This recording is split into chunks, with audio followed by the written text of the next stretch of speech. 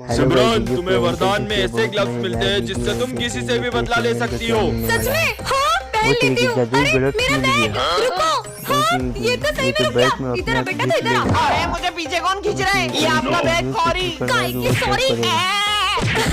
कमाल के ग्लव्स है। मैं आपकी बहुत रिस्पेक्ट करता हूँ। मक्खन लगाएगा? चिमटी काटता है साले।